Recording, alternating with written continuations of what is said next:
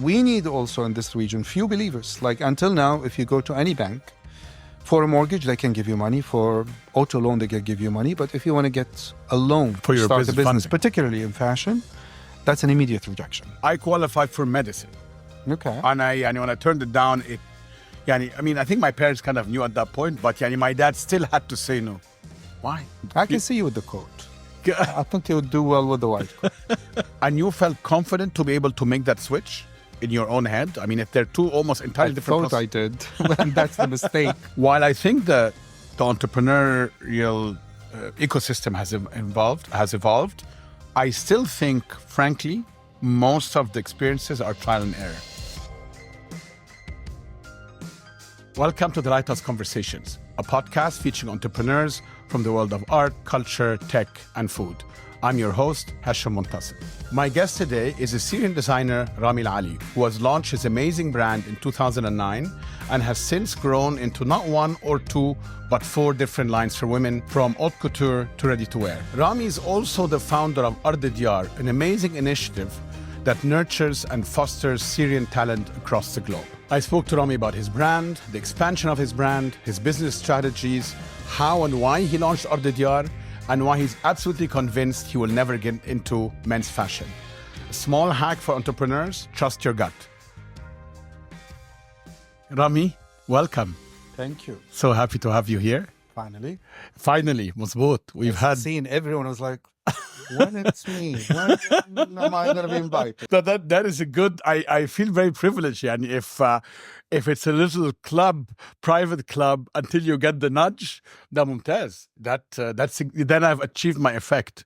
It is very aspirational. Thank you. Yeah. Thank you. That What's means my a lot. number? What's my episode? This is what, Chirag? 88? That's a good number. 88 is a good number. I think that's a very nice number. It's mostly the year I was born. It's the year I was born. My story Plus- is sticking to it. Plus 12. But Let's not go to the adding. Exactly. I am very happy to have you here. Obviously, I think given what's happening, my first question to you, how do you feel? I mean, a lot is happening in a very short, literally in the last couple of days in Syria. It's your home country. You were born and raised there. So just a bit of a sense, is it a sense of relief, euphoria, indecision, uncertainty, all of the above? All of the above. But I think the most dominant one is hope. Definitely, we've been through this for almost over 13 years. Ups and downs. I left Syria way much before that. Yes. But I was What year? still... I left in 96. I was always connected. Yeah. I mean, the Yeah. first 10 years, my roots was never taken out of the soil of Syria. Of course, when the whole thing happened, I still have friends and family and connections, and I was always cautious, watching with, being very careful. Of course. And honestly, from a personal perspective, almost the past 2 years, we're all almost reached to losing hope that this is becoming Hopeless. the reality Yeah. that we have to live with. But this came just really give us all hope. I mean, look, it is a country, obviously, with an incredible history, with incredible people. It's not a small country either. It is a very important player, always has been part of the Arab world. It reminds me a little bit of when the last revolution, there's been a few, happened in Egypt. And I think the initial feeling was also of a lot of hope. I hope it continues. Reality will eventually set in, hopefully a better reality. But to your point earlier, I think what I'm hearing you saying is, it couldn't have not been much worse. So you've probably reached rock bottom, frankly. So things can, inshallah, Even deeper than rock bottom. yeah, mazboot. So since we started there, I mean, how much of your upbringing and your roots you feel, and we're going to go all around, if you don't mind today, about your business, about your talent, about what you do, but how much of that upbringing and being Syrian, your childhood there, you feel is been part of what you've done in your life, specifically in fashion, obviously? A lot. Okay. How so? I mean, we start from the basic. the craft. Okay. which The is actual craftsmanship. the biggest part of the history of Syria. I grew up taking it for granted, but it was kind of There. going to the subconscious.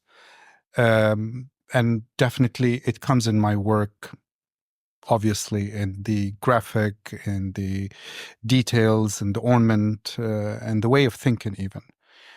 To a deeper layers, the customer service, which is a very, unique and distinguished with the Syrians.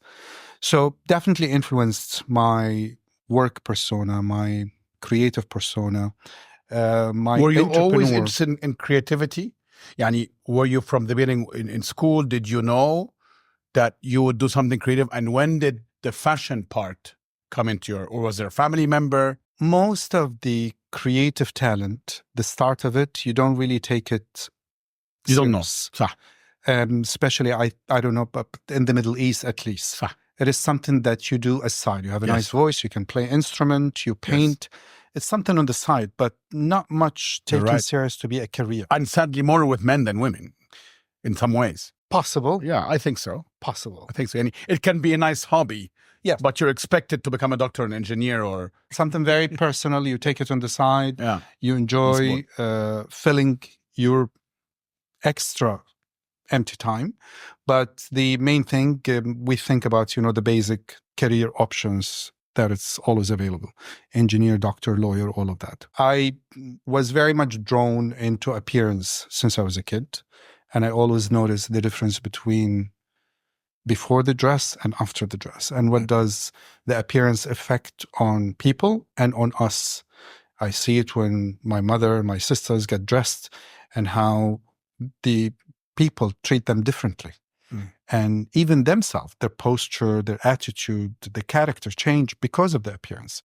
So I've noticed the big influence of appearance on us. I grew up in a house where my father is an architect. So there was already some of that. My first 3D thinking, my first how to imagine the creativity, how to move from paper to an actual execution. Yeah. How many siblings? 4 sisters and me. Okay. The only boy. I'm the only boy. Where do you sit on the chain? Second. Okay. So also that's a plus for me because I had, 4 plus my mother, 5 different windows on the women's world. Opinion, evaluation, interest, which I was interacting with it all day long. And of course, I have my mother, very elegant, very much into details, love to entertain and host. Okay. So I always saw the creativity in the house all day long. So you finish school, I mean, by school, meaning high school. Yes. And then what happened after that?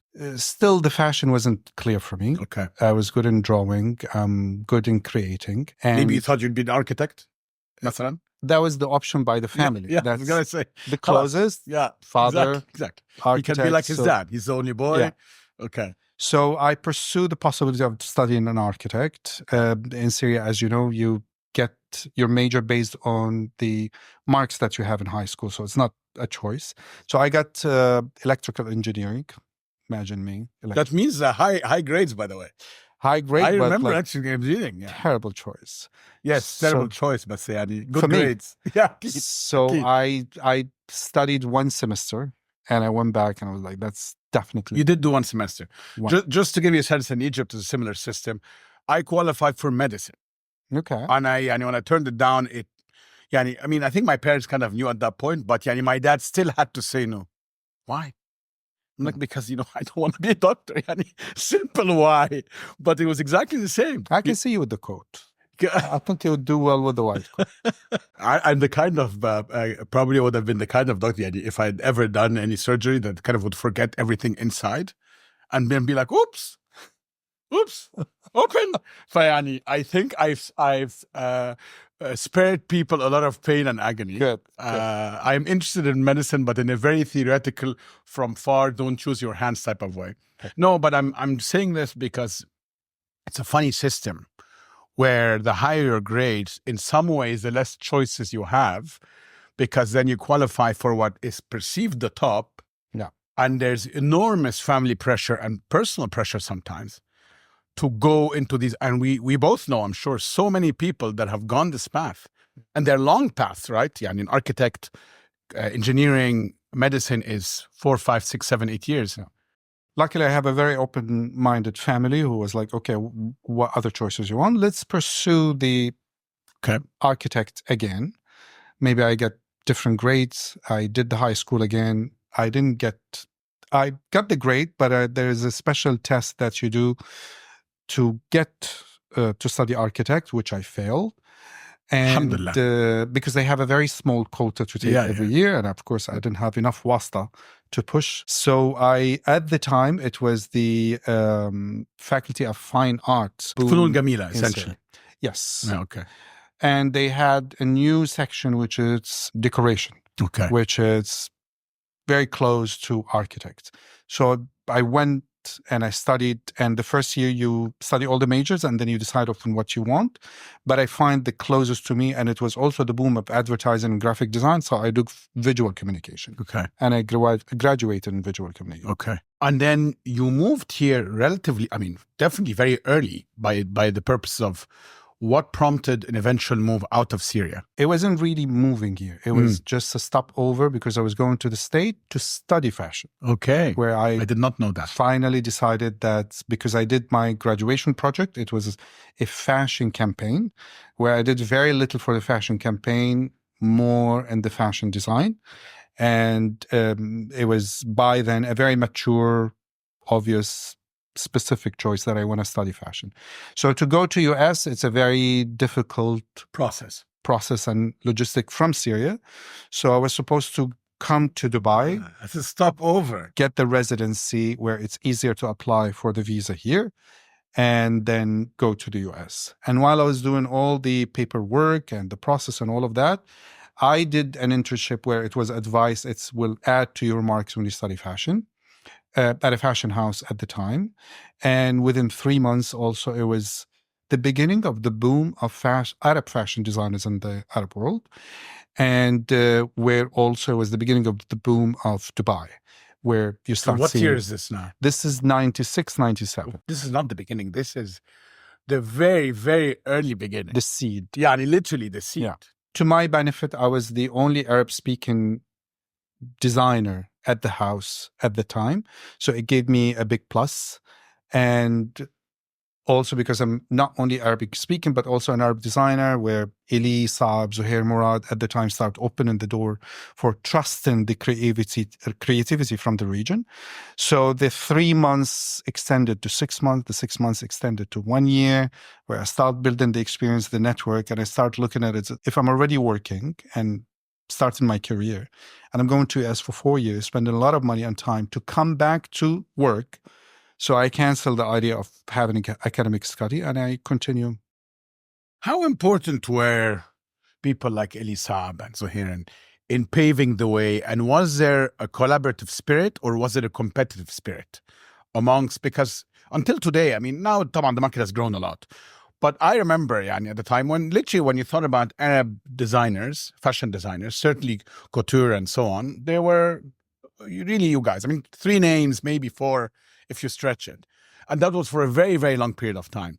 How was it a collaborative experience? Was there notes exchanged, or was everybody doing his thing and that's it? A very independent individual work. Okay. But the success story pushed the roof a little bit higher. They helped. Push the boundaries, change the perception. Okay. And that helped a lot. Okay. Like I said, the trust to get creativity within the region has changed a lot, from the 90s until mid-2000. Yes. Everything was imported, not only the product, but also the way of thinking, the style, the taste. And it didn't really, at the time, adapt to the region. So they still find it very difficult that I don't have something from the region and everything coming to me. It doesn't really understand the culture, the taste, the body, the traditions. So that's why when those names start to succeed, it was amazing. Because it was the same time, more or less, right? Yes. Did you find a lot of bias in the sense of being boxed in as an Arab designer in a particular way of thinking, particularly as you started growing outside of the Arab world? In the Arab world, obviously, don't think so. Outside of Dubai, mostly they're majority Arab speakers. Everybody knows, so there's a lot of familiarity and comfort, right? But as you started to grow internationally, did you feel boxed in the type of work you would do as an Arab designer? Definitely, in Yeah. both. In both. Inside and outside. Interesting. Because But let's talk about the inside first, because that's interesting to know. Because you still have the old school clientele who were from the colonized way of thinking. Interesting. Everything imported is a good quality. Everything local is not up to that standard. And if I want to upgrade my style and taste, then I need to go to imported, which it was until mid-2000, the Italian product, the French product. That's interesting. There's no way to compare it to a local product. And it was kind of stigma to go, if you go in high end, to get a local product. Wow. Which has changed a lot because of the names. Maybe even the opposite. Today, in some ways, people are want a local product. Yeah. Also because it's not just a reaction. It's not just because of the product has been elevated, but also it's a reaction to preserving the identity.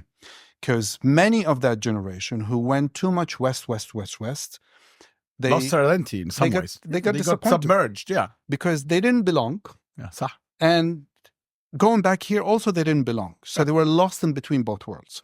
But now the younger generation, they all want to preserve the identity, the heritage, the tradition, and they just reposting it again with a modern hint, much more, it has a lot of youth presence in it, which I love. So this was a stigma inside. Now outside, if I was an imaginary, I don't know, French customer of yours, I come in, what are the preconceptions, as an Arab designer, and I want to do something orientalized. And I'm trying to understand, how did they box you in terms of what they expected from you? The minute they know that you're an Arab designer, they want something very traditional. Okay. They don't understand that you can do something modern. Most of the companies that I worked with at the beginning, they wanted to change that. To succeed internationally, you have to do what the major fashion houses are doing. And my debate was always like, but those exist. Why I want to start with competition already with major players? Yeah. Why I don't keep the identity, just, modernize it and make it globally accepted by the communication, by the marketing, by, the style. And everyone was trying to, change a color. And that was my biggest challenge to start. How to keep the identity, how to keep the house DNA. Did you know all along, sorry about that, did you know all along that you wanted to build your own house? Or, so one thing, okay, you're now into fashion. You could be a very, very talented fashion designer within a larger house, hatta in the Middle East potentially, versus, and we're going to get to that later, starting your own business. But did you from the beginning know, I want my own house? No. No. Oh, no. You just wanted to produce? I just wanted to create and design, regardless to whom. Okay. The entrepreneur character was not really clear from the beginning. Okay. But working here in Dubai in particular for those major houses and seeing, listen, Dubai, it's an excellent fertile soil. Mazboot. The same seed, you can plant it anywhere and you can plant it here. It's going to give you a complete different result here. You're right. It's really the land of entrepreneurs. Make things easy, from logistic, from acceptance, from support. So the perception for me to be an entrepreneur coming from Syria means you need a lot of funding and great experience and family connections, inheritance, business, and all of that. This is what we know. And you can't come out of nowhere without any experience and all of that and start a business. But here, it was the exact opposite. You can be anyone with anything and make successful business here and it will flourish. And that's what gave me the courage, the adventurous persona to start my own brand in 2001. Was there a moment when you were like, I want to do this on my own? Yes. I had a break 2000 where I left the second house that I was working with, and I was looking for a job. And I applied for many fashion houses, which most of them, they regret it now. And I was not accepted because my experience in the Gulf was very short. My CV was not very strong. I was still not yet with a big portfolio. So no one wanted to take a chance. So you were like, I'll take the risk on myself. I said, okay, I'll believe. And I do it. So now you're entering a completely different world because there's Rami Al Ali, the designer, the creator. Now there's Rami Al Ali, the business person. This means company formation. This means revenues and costs. This means profit and loss. This means paying salaries. Yani, did you just walk in and do it and then ya lahwi? Or did you know all of this was coming at you? At all. So the ya lahwi came a lot in the coming years. Yes. Yeah. Like most entrepreneurs, obviously, I think I can speak for myself too. We don't think these things through completely. You plunge in and then they start hitting you. But in your case, it's very critical because you're creating and you're creating on a timeline that's quite time sensitive. Yani most, especially with couture, you can't just sort of sit on the sidelines for 3-4 years. For how are you now coming in the morning? You have to deal with your latest designs, with a potential upcoming fashion show, etc., etc. But then you also have to deal with, a company, a business. How did you manage that in the early days? We'll get to now, but in the early days especially. A lot of mistakes. Akid. A lot of lessons, I would say, more than mistakes. That's amazing. The creative person, not always a business person. It's both. And most of the time, the creative person is the main focus is brand positioning, brand positioning, which could translate into good, profitable business, but it takes really long time. The good thing about it, that it's steady. Because if you keep focusing on the brand positioning, on the long run, it pays back. It carries you. But it has a very, very long, plan, and it has to be sustaining the same aim and vision, and it has to be steady. So for me, I wasn't making any money in the past. You're building the a first brand. Few years. Yeah, key. Whatever we do, it's inject back, and I don't know how to do spreadsheets, lookbooks, marketing, PR, none of that. Did you hire someone on the business side to help you? I was lucky that I was exposed to many entrepreneurs in Dubai. Okay. Whom I would call friends, and they inspire me with their success. So I would see what this person is doing, even though it's a different industry, and I try to apply the same. That makes sense. Sometimes it works, sometimes it doesn't. The market by then, it was simple. It was not really global. It was not that big. I was not really exposed to a bigger, wide, more competitive market. It was a small market, so it was easy to manage that ambition. And what do you consider was the breakthrough moment for your name to become known? The Rami Al Ali that we know today. What was that moment? And did you realize that moment? Yani, one thing is you've had that moment. Maybe you were starting to get some external recognition. I'm not sure you understood that this is your moment, or did you? I'm curious. There wasn't really one moment. There was several throughout the years. I think when I was selected among few designers from the East, it was the Olympic Asian Games in Qatar, and a huge major company, La Modern Image, which is a big production company from France. They were doing the design of the opening for them. And they selected me among well-established big names from the region. I was like, how did they know? Okay. You felt something. I knew the value of what I've done so far, that it's starting to be recognized internationally. Then when I was invited in 2009 by the Camera del Moda to be in the official calendar of Rome Couture Week, again, I was impressed that the work starting to be seen from the right official authorities. Many good, strong placement for international celebrities also when they start trusting your product, trusting your creativity and wanting it. Great reviews from people who works in fashion internationally. The level of client that you start getting, whether on the individual level from the royal families and, the couture collectors to best retailers in the region and global. That also gives you the confidence. This is a very long process. Yani, these things take a very long time. Couple of years. Was there a moment where you felt, like this is, yani, mish I give up? Because I think you knew this was your calling. You were going to probably create and stay inspired. But where you were like, this is just too hard from a business perspective? Of course. I'm curious because I still get these thoughts today. This is a therapy for me. It's and I'm not even paying you for therapy, so it's wonderful. Yeah, it's free therapy. My biggest achievement that I'm very proud of, and probably the biggest obstacle for me as an entrepreneur, I'm self-funded. Okay.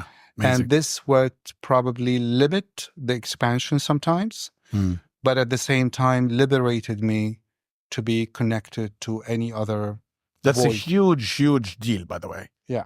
Yeah, that people, I think, in entrepreneurship don't speak enough about. And it is, in many cases, the Achilles heel that kills brands. Not always. That kills brands. They don't realize that the expansion, but the check you're getting is helping you expand. But it also means all of a sudden you are no longer, in many cases, not always, have the freedom to do what you want. True. And all of a sudden, and I've seen this in F&B more so than many other industries because it's very, capital expenditure is high. And with every new opening, you have to spend more money, etc. All of a sudden, they are working for their own brands and they didn't realize it. True. You now own 10% of a bigger brand that was yours. But frankly, with all due respect, that 10% is no longer gives you the freedom to do what you want. The 90% is what decides what happens next. And I don't think there's a right or wrong here, but it's a personal choice. True. I mean, definitely you can go global and expand and make the business very lucrative. And you don't mind that your creative voice would be cut into half. Yes. And many as well, like I did, they wanted to keep it boutique, small, within a certain limit of ambition, and they're fine with that.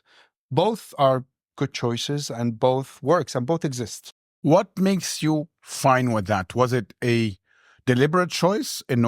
Was it because I need to have full control? Or was it, I don't want Hashem calling me today and telling me, Rami, we need to do X, or we need to go Y tomorrow, or you need to meet client Z? Or it just happened? It's a combination of two things. Okay. One, it's your personal vision and goal to the brand. Two, it's the reaction of your work to the market. Okay. Sometimes the market push you either to stay small or to go big, and you need to react to it. At the end, we're customer service business. So whatever we do, it's an immediate reaction that translates into business and transactions and profit. So when you see that flourishing, you can't really go against it because you will be harming your business. So for me, it was both. Anything I developed was based on actual demand in the market, that I didn't do the opposite. Many, they evolve, they expand, and then they work on the demand. But for me, every expansion happened based on actual, real, existing demand. So that brings us to the couture versus ready-to-wear, because that is a fork at the road that you reached at some point, and you made a decision to expand your business into another very competitive segment. I mean, couture is its own thing, but ready-to-wear is its own thing. Was that based on demand, or was that based on it was? Yes. So you're starting to get people telling you, Rami, why are you not doing? I need more casual easy to wear, that kind of thing? Or we start reaching to a client who cannot access the premium product. okay, The time, the process, the price tag, all of those, but they have a huge admiration to creativity, for the craft, to the brand identity, and you need to produce a product for them. You cannot really keep making it aspiration and there is no result, because people would lose interest after a while. And the couture client is a very small circle and very competitive, by the way. It is not just the ready-to-wear, because we are a small pool of designers globally, cater almost to the same group globally. Yeah.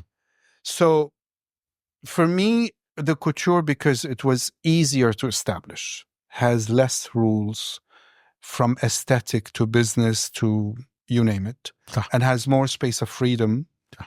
The ready-to-wear, it is more of very pragmatic. Disciplined process also. Very pragmatic. Right? For you to make a margin on it, you have to really be careful about, you can't just pull in any fabric you like or any. So the ready-to-wear came based on actual demand in the market. We start going to market that we were not reaching, US, Asia, Russia, all of those. We start, building this clientele that they want to get the product. And the line was developed in 2014, 2015. Definitely very, very basic start. A lot of mistakes. From designer who started in couture with all that freedom, from the technical and it was all to the aesthetic. You didn't bring in someone to say, I'm going to bring someone under the Rami Al Ali brand that knows ready to wear, and I will obviously give direction. It was all in-house. All in-house, the exact same way you did. And you felt confident to be able to make that switch in your own head? I mean, if they're two almost entirely different I did. And that's the mistake. Where I thought I know what I'm doing. And definitely a couple of years, the line was not really doing well. Yeah. Until I understood more, and you hire consultants, you break companies sometimes to add to the knowledge and to the experience of the internal team, until we finally managed to build a bit of understanding.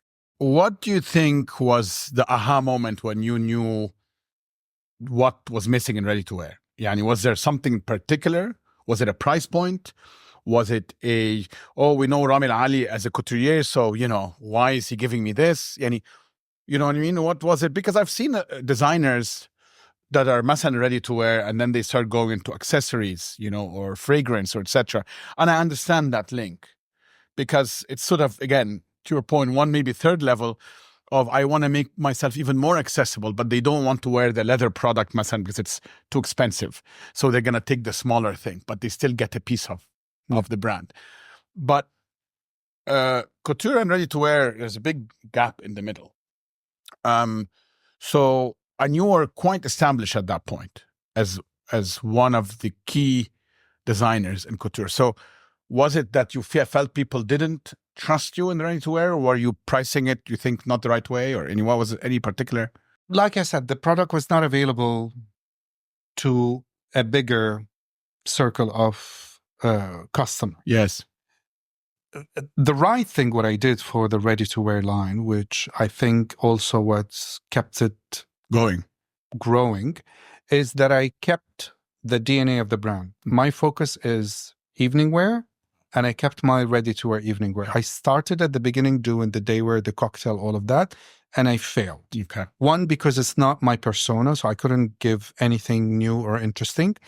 Two, there is a huge competition from the fast fashion to everybody's rich brands to the luxury. Everyone is doing that. So it was a huge competition, big operation, and it's not really my thing. So when I focus only on a very particular focused product, which is the evening occasional wear, I succeeded when I finally knew what is exactly our speciality.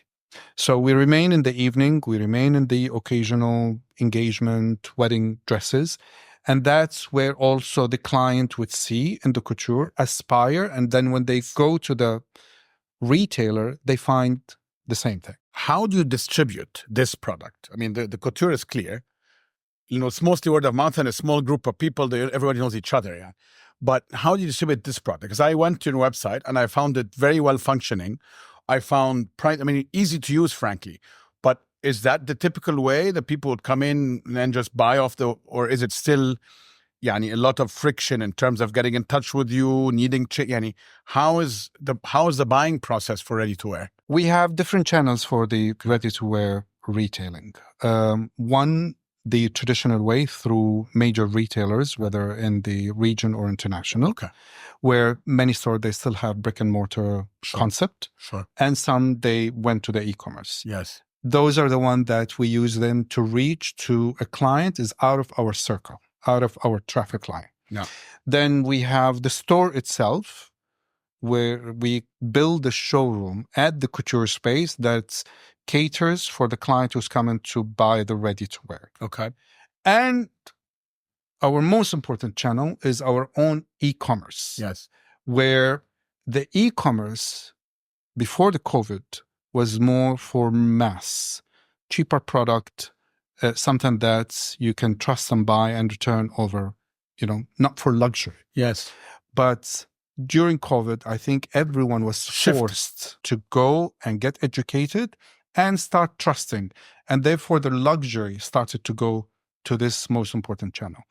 And right now, it is really our most lucrative line. And it's the best channel for you because it's a direct line, of course. No retail in the middle. Yeah. But do people just buy off of it, or do you still get a lot of back and forth? I am buying something, and then I get in touch with you. I need some alterations, or I need some modifications, or how is it like an Amazon click buy in tal modu, or is it like multiple process of back and forth? To eliminate all this and the losses that we might face with the back and forth and the return, exactly and my sometimes point. The client would order 5 and then select one and send the rest. We created a very active WhatsApp channel. I noticed that. Which immediately, once you place the order, a very professional team gets in touch with you. Stylists, sales, technicals, they get in touch with you. They understand really what you need, because sometimes you made the wrong choice. And sometimes you made several choices until you try them in person, because I removed the middle person that when you go to the store that can help you. So I immediately put this online so the client can get the help that get it in the store, even better, because she's getting it directly from the creator. So we can advise, guide, and make sure we eliminate. I cannot tell you how important I think this channel is. The moment I went on your website, I noticed on the right-hand lower side, there was a WhatsApp button.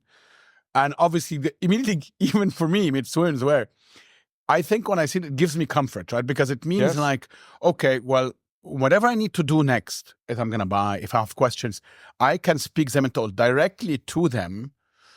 I find it incredibly frustrating that even with simple wear, casual wear, I can get that. And then I'm like, well, I want to know, do you have, the same black t-shirt, but maybe slightly thicker? Well, no, it's 17 channels back and forth, emails, ويردوا علي. I find that very, very cumbersome. So this, I think, is in many ways, especially with the automation of WhatsApp and some of these other direct channels, the future of any e-commerce and definitely of fashion online. Yeah. You don't get the educated client all the time. Educated client meaning they're expert in knowing exactly what they want and what suits them. And they have a sense of style. They can mix and match. They can be adventurous of trying something new, someone new. You get a bit of that, where it's an easy, smooth sailing when we do the whole transaction.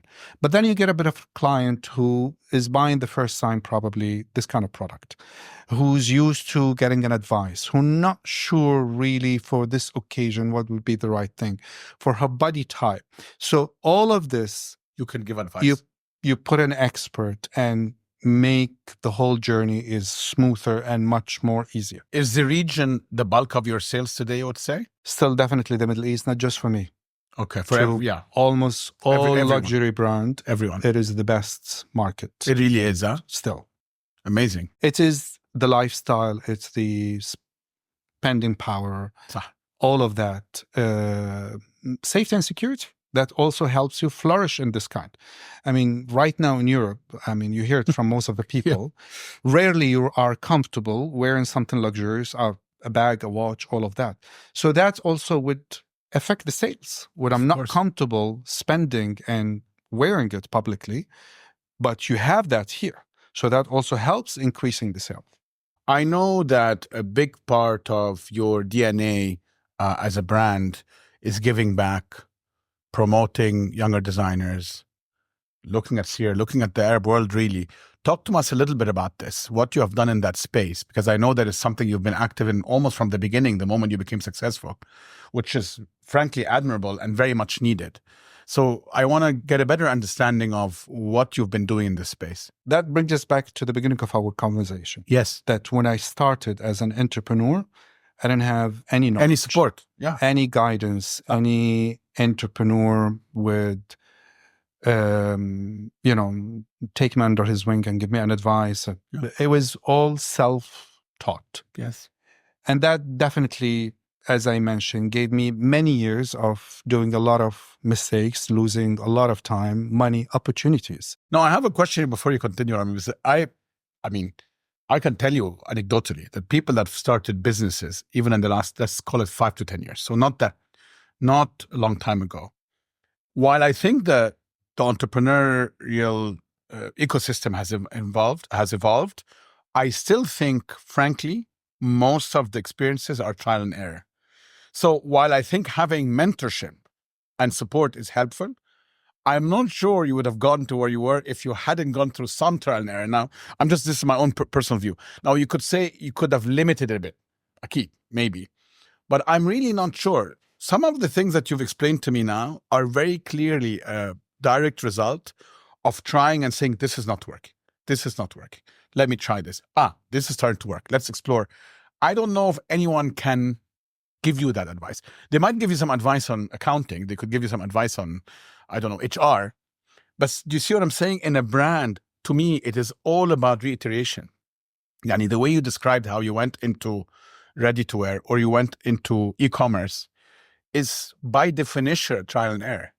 I don't know. Yes and no. Okay. And I'm debating. Yeah, this is my view. Still, if I had an expert at the beginning tell me how to do business beside creativity, definitely I would have had invested in the healthy growth of the company instead of keep injecting in the image and the brand position. Fair point. Many things, like I said, it could be like, I'm very sure and confident about the style and the DNA of the brand from the beginning until today.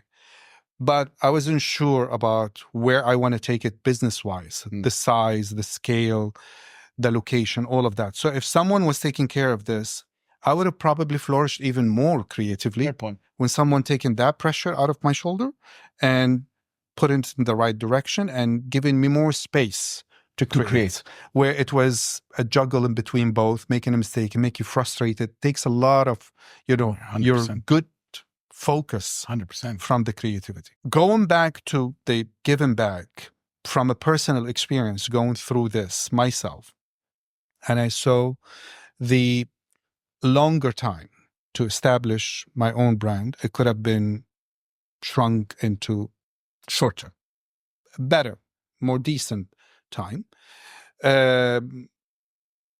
Just an advice, a mentor, as you said.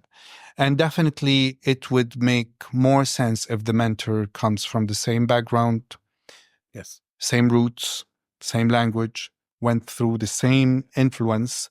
Because like I said, I had the consultant from abroad, but they were trying to change your color. Yeah. So when you have someone from the region who understand the tradition, who understand the craft, who understand your background, he would definitely guide you and you would trust the advice that you're both coming from the same source. So this started for me, the initiative that I built in the past few years called Ard Diyar.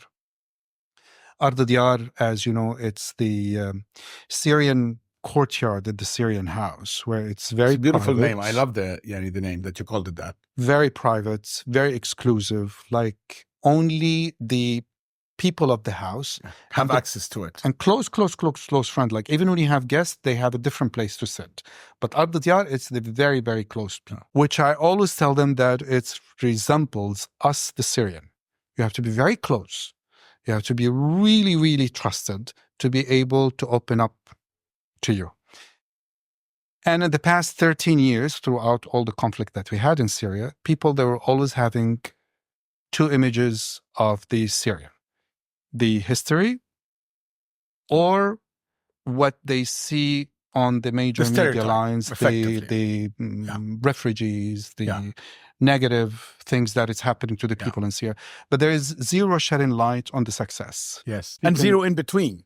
Yani it's either ancient history or current malaise and problems. Exactly. Which is not the only Arab country, frankly, that has this problem. But in Syria, I think times 10. Because of the RDDR concept, because we're close, because we're very private, we're very reserved, which I take it against us, we're to blame, not the people. If they don't understand you and they don't know about you and they don't know about your story and they don't know about your existence, because you didn't speak enough.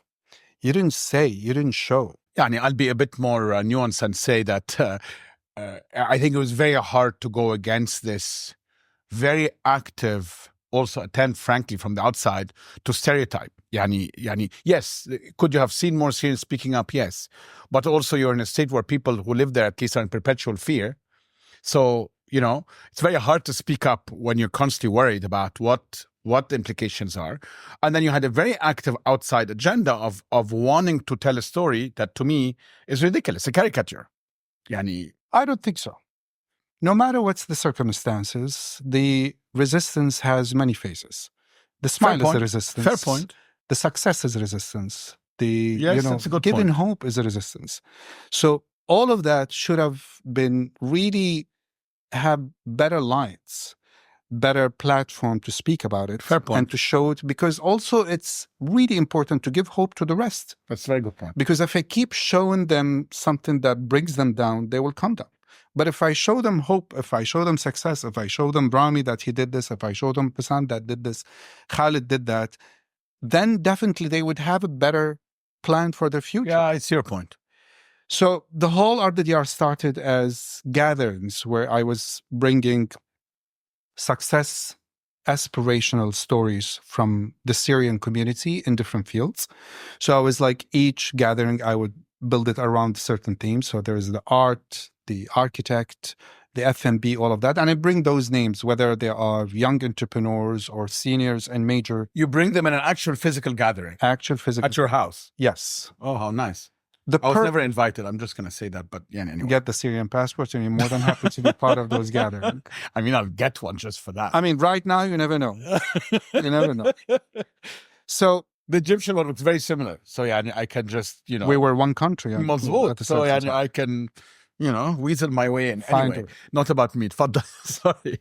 Okay. So in those gatherings, the purpose was, one, through all those people in the same industry in the same country, but they never networked among each other. Yes. So that's the first thing. The second thing is how to tell their success story and give it a bigger platform. So I was also inviting media, speaking about it into social media platforms and all of that. Shedding the lights. Many people, there was like, I don't know that he was Syrian. Yeah. They know the person, they know the work, but they didn't know he's Syrian. And then the most important thing, how can we capitalize on this experience? So finally, I decided with the board that I built for this initiative to create an online consulting platform where the mentees, the student who's looking for a change in their life, in their career, who's looking for guidance, whether, to study something or to do something after graduation, and they go to this platform and they find the field that they're interested in, and they see the list of prominent name in this field, series, that they can provide mentorship, scholarships, workshops, in person, online, all of that would help them in their capacity building. And that was the main thing that we built the whole initiative about, which is capacity building. And that's what was missing in our community. That is amazing. Congratulations. Thank you. That's what an initiative. How long ago when did you launch the online platform? A year and a half. The online started. The initiative started a bit before. And anyone can access it, or just Syrian nationals? You're focusing try on as much Syrians. as we can Yeah. to make it on the Syrian, but definitely everyone else is more than welcome. I read about the initiative broadly, but you described it also on your website, but it wasn't very clear what an elaborate that is. I mean, imagine if just 10 entrepreneurs would follow into your footsteps and do something like that across the Arab world, what kind of ramification effect you would have. A lot. And what kind of response have you received since you launched? Of course, at the beginning, it was a little bit, people are cautious. Of course. They don't know what. Who am I linking to? Is this real? Yes. Until we start showing the success stories of people who joined this program, and then people start to trust it a little bit more. We also collaborate with other platforms who have, similar or compatible interest to collaborate. We do constantly, which is going to be similar to what we're doing here. We do webinars about the capacity building, inviting those mentors to speak more about what's needed to be done for your career path, which we're going to turn it into podcast soon. Amazing. And in your particular industry, what is needed? If I was today a 25-year-old fashion designer, aspiring fashion designer, what would you advise me? I'm sitting somewhere here in the Arab world and I'm thinking, I really like to use my hands. I think I have some talent. I think I'm drawn to this. But what do they do? 3 important things, which it's a pyramid. They all depend on each other. And you have them, if you really manage to get them all, you get a very successful business. One and most important thing is find your uniqueness. Because if you're going to start with something that exists in the market, you're already starting with competition that's going to harm your business on the short and the long run. Uniqueness meaning style in terms of how you do? Style, storytelling. Okay, something. An edge of sorts. It doesn't need to be necessarily the style. It could be anything. Something I can't find somewhere else. Okay. Okay. 2, get your business plan clear. Don't work on just a short-term vision. Work on, when you start, even if it's small, that I have a 5-year business plan and this is where I want to be in 5 years. 3, which is the most difficult one, funding. And unfortunately, still in the Middle East and in the Arab world in particular, government or the financial institute don't really believe very much in this industry. No. Regionally. Although a lot they invested on major fashion houses. Well, this is the interesting thing. There's so much invested in global fashion houses. Of course. They prefer to go to an institute where it has history, sustainability, which I understand. I understand too. But it doesn't need to be either or. The magnitude, and if you're putting 100 there, you can put 10 here. Right? Absolutely. I mean, definitely that industry didn't start. It started with something. Few believers, and they built. So we need also in this region few believers. Like until now, if you go to any bank, for a mortgage, they can give you money. For auto loan, they can give you money. But if you want to get a loan for your start a business, funding, particularly in fashion, that's an immediate rejection. Yeah. And if someone has these 3 things, which is very difficult, I mean, do you feel that today it's easier to have these 3 things than it was when you started? Yes. You do? Yeah. Uniqueness comes with education. Fair enough. And I think everyone has much better education than what we got. The internet, the social media, the modern world that we live in, the technology, definitely it will build a stronger creative persona than what we have. Sorry to interrupt you on this point. Do you feel that technology and social media to you has been an amplifier of your business? Absolutely. It has, in a positive way. Because I've had some guests here, not in your business, but in other businesses. We had a guest, for example, that is in the F&B business, Natasha Sideris, and she said, I don't check social media, my team does, because I find it's a race to the bottom. My creativity is stifled, and I wind up all starts looking the same. So I don't use it for inspiration. Interestingly, I use it, I have to say, and I find it useful. You think it's an amplifier to you? 100%. Okay. It is the direct, honest, immediate response to your work, to your end user. Okay, I agree. Previously, when I started, you publish, you wait, you see. The reaction might take months of what you did to see the result of it. Now, you drop it online. Within 5 minutes, you would know if it's a successful product or not. But do you know that this is your audience? And I could get an audience that give me distorted view. Like I look at, sometimes we get, not the same, but a little bit. We get some reviews, restaurant reviews. By and large, if you look over a longer period of time, they get it right. Yani, the overall review restaurants that have higher ratings tend to be for sure better.